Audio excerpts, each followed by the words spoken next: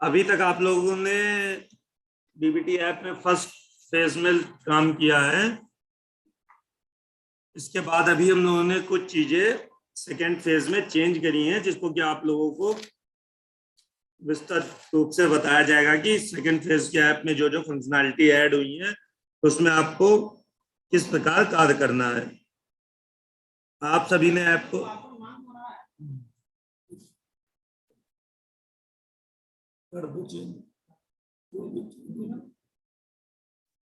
आप लोगों को इसमें क्या क्या काम करना है और किस तरीके से इस पे वर्क करना है, ये मैं अभी आप लोगों को विस्तृत जानकारी दूंगा, जिससे कि आप लोगों का जो भी बच्चों का खाते में बचा हुआ है उसको हम लोग सफलतापूर्वक कंप्लीट कर सके कार्य को। आप सभी लोगों ने ऐप को अपडेट कर लिया होगा। 1.0013 करके वर्जन आया है। जिन्होंने भी जिन अध्यापकों ने इस ऐप को अपडेट नहीं किया है वो गूगल प्ले स्टोर से जाके अपडेट कर लें। और अगर किसी कारण से कोई भी टेक्निकल इश्यू या इस तरीके का दिक्कत आ रही होगी तो उसको आप लोग अपने ब्लॉग के अधिकारी को शेयर कर सकते हैं। अभी क्या था, इसमें दो चीजें थी। फर्स्ट फेज में हम लोगों ने जितना भी काम किया, जितने भी बच्चे रजिस्ट्रेशन हुए हैं, एक दिन पहले तक का आपके सिस्टम पे आपने पोर्टल पे जाके रजिस्ट्रेशन किया है, ऐप में वो बच्चे प्रदर्शित हो रहे होंगे। पिछली बार आप लोगों ने काम कर लिया, उसमें से इसमें से दो स्क्रीन दिख रही हैं, प्रमाणित अप्रमाणित।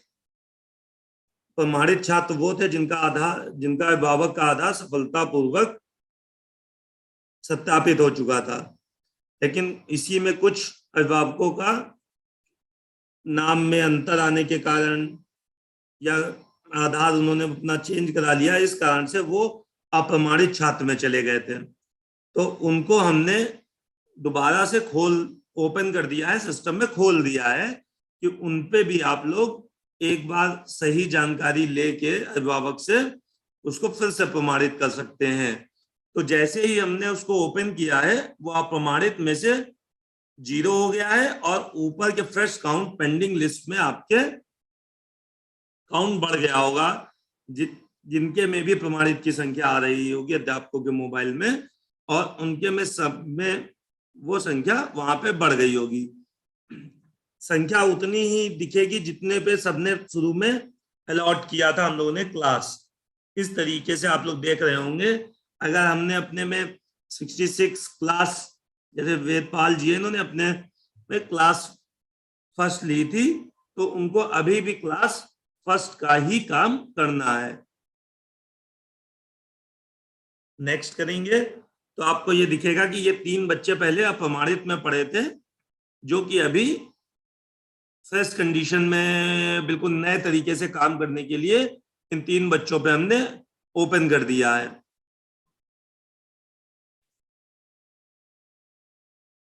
इन 3 बच्चों पे आप पुनः फिर से कार्य कर सकते हैं।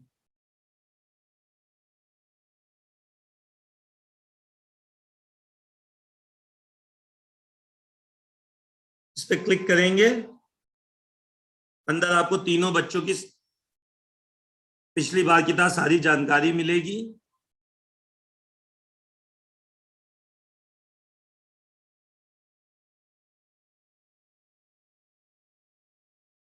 पूरा फॉर्म पिछली बार की तरह ही है।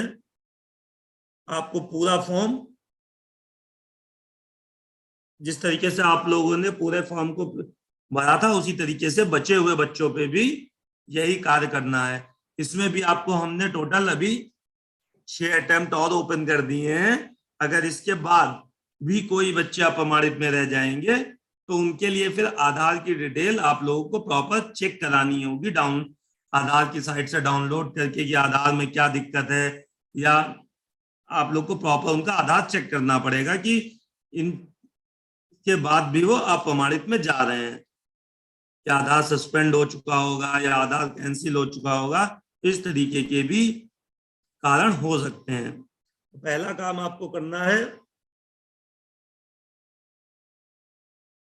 जो अप्रमाणित में छात्र थे उन पे काम करना है। उसके बाद हमने बीओ को जो भेजे थे वो संख्या दिख रही होगी, उस पर भी बीओ ने काम करना है। दूसरा है बीओ द्वारा वापस भेजे गए छात्र, रिवर्ट, जो बीओ बीएसए द्वारा रिवर्ट किए गए, यानी कि आपको वापस किए गए।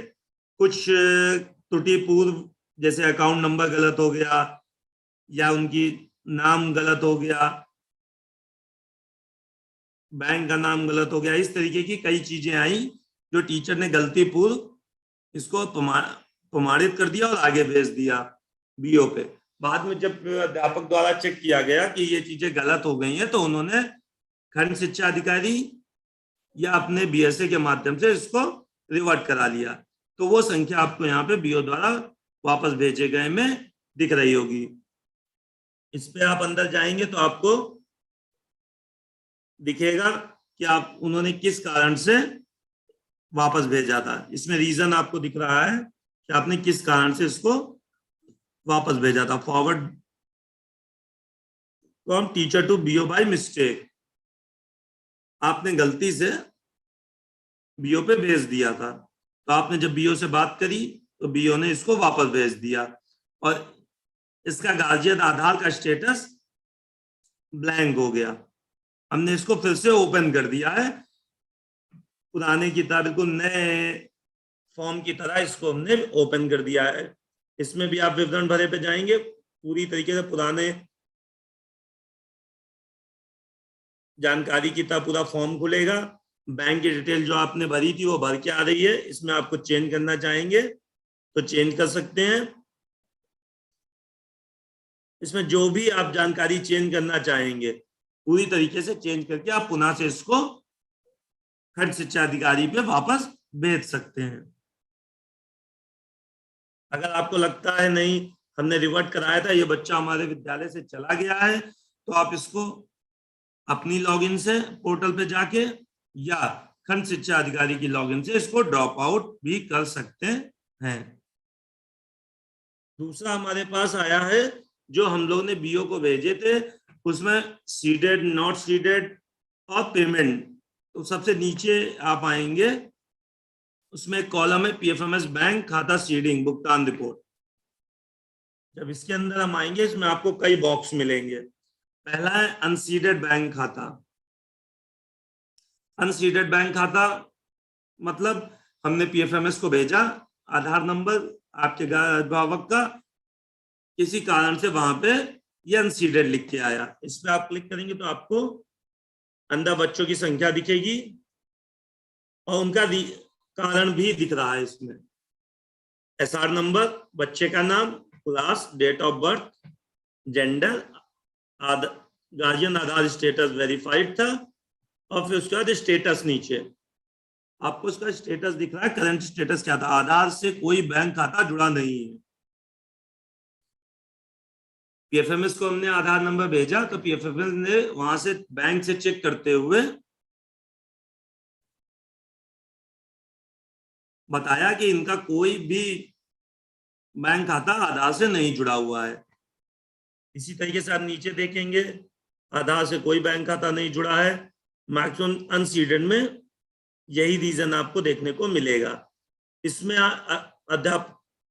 अध्यापक को क्या कार्य करना है, इसमें आपको अपने इन बच्चे के अभिभावक से बात करनी है। उनसे बात करके आपको इतना बताना है कि आप अपने आधार को जो भी बैंक खाता खुला है, जरूरी नहीं है कि कोई एक पर्टिकुलर कोई बैंक खाता हो जिसके आपने डिटेल, कोई भी उनका एक बैंक खाता हो जिसका आधार लगाया है यहाँ पे डीबीटी ऐप में, उस आधार को किसी भी बैंक खाते से जाके जुड़वा लें, जिसको सीडेड कहते हैं, कि सीड करा लें। बैंक में जाएंगे, अब बोलना है कि इस खाते को आधार से सीड कर दें और इसमें कुछ अमाउंट 100-50 रुपए डाल के इसको चालू स्थिति में कर दें। अगर अभिभावक को आपने बता दिया और अभिभावक से फिर अभिभावक ने आपको आगे बता दिया कि हमने बैंक में जाके खाता सीड करा लिया है और उसको चालू करा दिया है, तो आपको एक इस बॉक्स पे क्लिक करना है। तो इस तरीके का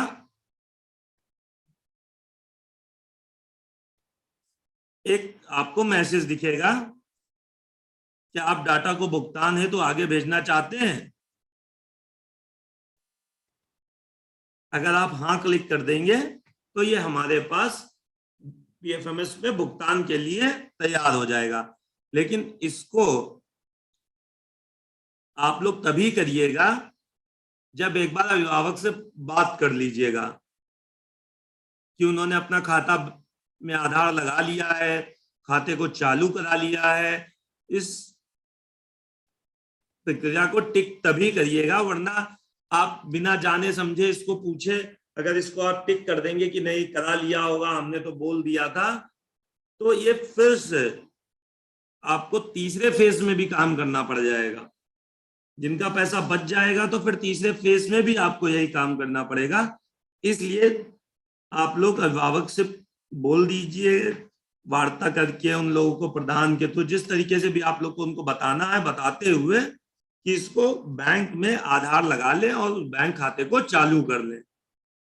और इसको आप हाँ कर देंगे तो ये सीधे पेमेंट जाने के लिए इस बच्चे का तैयार हो जाएगा। इसी तरीके से आप आएंगे, सीडेड आधार बैंक खाते जितने थे उनके में आपको सफल भुगतान आ गया है।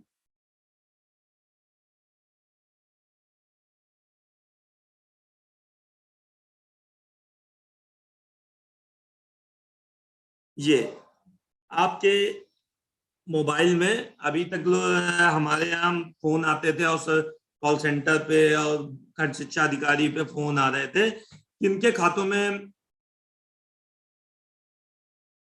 पेमेंट चली गई है, पैसा डीबीटी का चला गया है, ये नहीं जानकारी हो पा रही थी।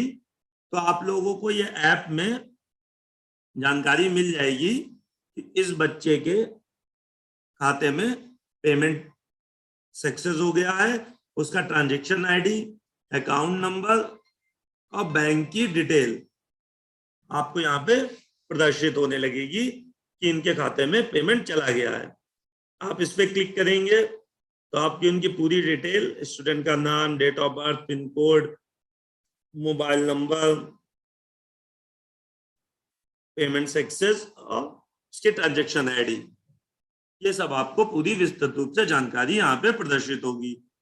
इसको आप प्रिंट करना चाहते हैं तो इसको प्रिंट करके आप अभिभावक के व्हाट्सएप नंबर पे या उनको किसी के एसएमएस के थ्रू या किसी भी तरीके से आप इसको उनको सेंड कर सकते हैं। दूसरी चीज, इसकी रिपोर्ट आप पोर्टल, प्रेरणा पोर्टल पे भी जाके आज शाम से पूरी लिस्ट निकाल ले सकते हैं कि कितने बच्चों के खातों में पैसा ट्रांसफर हो गया है, कितने बच्चों के खातों में नॉट सीडेड आया है, किस रीजन से आया है, कितनों के खातों में पैसा सीडेड था लेकिन बट ट्रांसफर नहीं हुआ है। ये आप जाके प्रेरणा पोर्टल से पूरी लिस्ट निकाल सकते हैं। ऐप में आपको एक एक बच्चे का स्टेटस देखना होगा, पोर्टल पे आप जाके पूरी लिस्ट एक्सेल में, पीडीएफ में डाउनलोड कर सकेंगे। इसी तरीके से आपका विवल भुगतान, जिनका सीडेड तो आया और हमने पेमेंट भेजा, उसमें भी विफल भुगतान के ऑप्शन आए कि इनका पेमेंट फेल हो गया है, उसमें भी आपको इसी तरीके से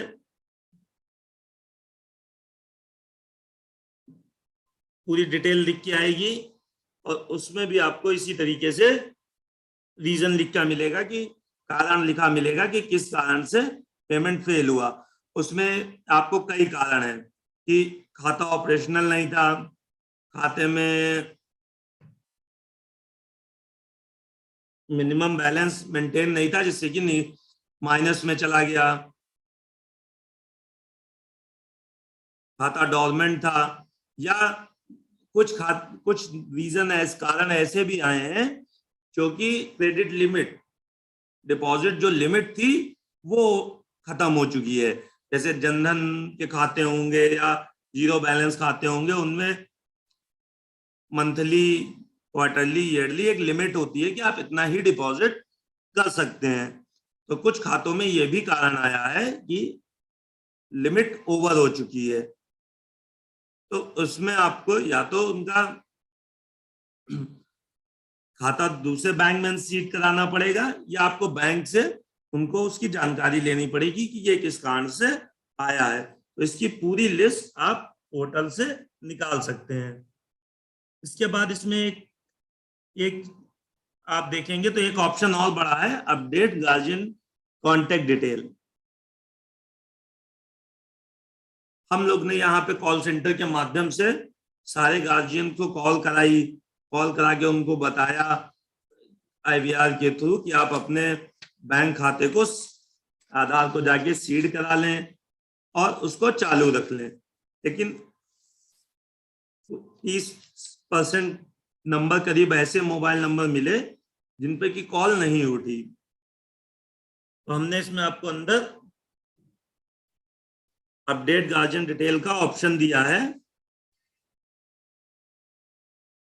कि आप यहां जाके उनके कांटेक्ट डिटेल को, जैसे इसमें आप देखेंगे इस कॉल कनेक्टेड नॉट आंसर्ड, हमने इनको कॉल करी और इनको फोन नहीं उठा, तो इनका आप नंबर यहाँ पे अपडेट कर सकते हैं, या इनका कोई अल्टरनेट नंबर, कोई दूसरा नंबर हो, इनका यहाँ पे नंबर दर्ज कर सकते हैं, जिससे कि कॉल सेंटर के माध्यम से स्टेट में विभाग किसी भी अभिभावक से बात करना चाहे कि उनके खाते में पैसा पहुंचा है, कितना पहुंचा है, कोई भी है और जानकारी स्टेट से अभिभावक को दी जा सके, उनको सही जानकारी बताई जा सके कि आपका पैसा पहुंच चुका है, तो आप यहाँ पे उनका नंबर अपडेट भी कर सकते हैं और एक उनका एक्स्ट्रा नंबर भी दे सकते हैं। आप इसमें चेक करेंगे तो जिनमें नॉट आंसर है उनमें आप दोनों नंबर चेंज कर सकते हैं, जिनमें आंसर्ड है उनमें आप सिर्फ एक अल्टरनेट नंबर दे सकते हैं। अभी इसमें देखिए करीब 30% नंबर ऐसे हैं जो नॉट आंसर्ड हुए, उनकी लिस्ट यहाँ पे आ रही है, तो आप इसमें उनके नंबर्स को अपडेट कर लेंगे। मोबाइल नंबर ऐसे हैं जिनमें कि हम लोगों ने यहाँ से कॉल सेंटर से भी कॉल करवाई तो उनमें मोबाइल नंबर स्विच ऑफ हो गए हैं, इनकमिंग सेवा बंद हो गई है, तो आप ये चीजें चेक कर सकते हैं।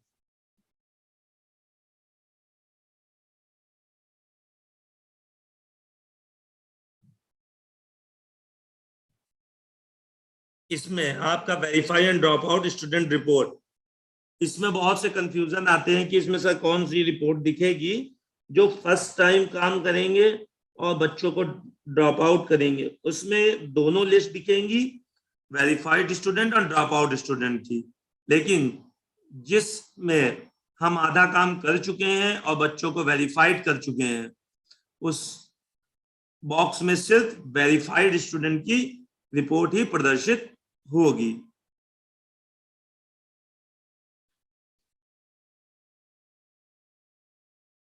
फर्स्ट फेज में और भी कुछ चीजें आप लोगों को ध्यान देनी है कि जो फर्स्ट फेज में काम किया, सेकेंड फेज में हम लोगों ने देखा कि कुछ सस्पेक्टेड बच्चे हम लोगों ने रोके थे, गार्जियन मोर देन 1 वाले बच्चे रोके थे, जिनकी सूची BO की लॉगिन पे लगा दी गई है। आप लोग खंड शिक्षा अधिकारी से संपर्क करके वो लिस्ट ले सकते हैं, उसमें नाम को देख सकते हैं। कई बच्चे ऐसे हैं कि जिन्होंने अपना लॉकडाउन पीरियड में किसी अपने घर चले गए, नाना नानी यहाँ चले गए, वहां भी नाम लिखाया, फिर आपके यहाँ दूसरी जगह भी नाम लाके लिखाया, उन बच्चों को हमने सस्पेक्टेड में मार्क कर दिया और वो रुक गए पेमेंट के लिए। तो इस पे आप लोगों को खंड शिक्षा अधिकारी से साथ बात करके उनमें से जो भी बच्चा आज की डेट में वर्तमान स्थिति में जिस स्कूल में पढ़ रहा है उस स्कूल में आपको उसको उपस्थिति दिखानी है, बाकी जिस स्कूल से वो आज की डेट में नहीं पढ़ रहा लेकिन नाम लिखा है उसमें उसको आपको ड्रॉप आउट कर देना है। इन बच्चों को तब तक आगे प्रोसीड नहीं होगा जब तक आप खंड शिक्षा अधिकारी से बात करके गार्जियन मोर देन वन और सस्पेक्टेड वाले लिस्ट को काम नहीं कर लेंगे।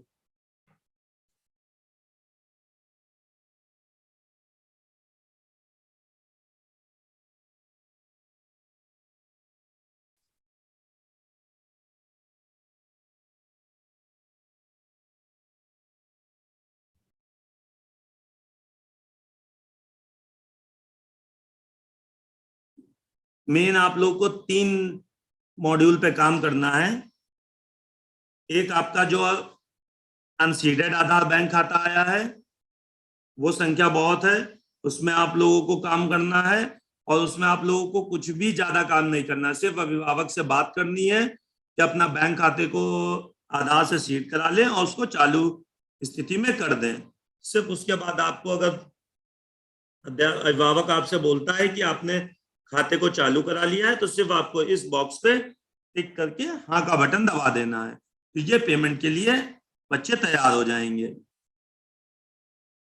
दूसरा, आपको इसी में जिनका पेमेंट फेल हुआ है यही काम आपको उसमें करना है। बचे हुए जो बच्चे हैं उनमें आपको आधार का सत्यापन करना है, जो कि कुछ टेक्निकल इश्यू के कारण पिछले 1 हफ्ते से नहीं चल रहा था, उसको भी रिजॉल्व हो गया है, वो भी अब चल रहा है, तो आप लोग उस पर भी काम कर सकते हैं।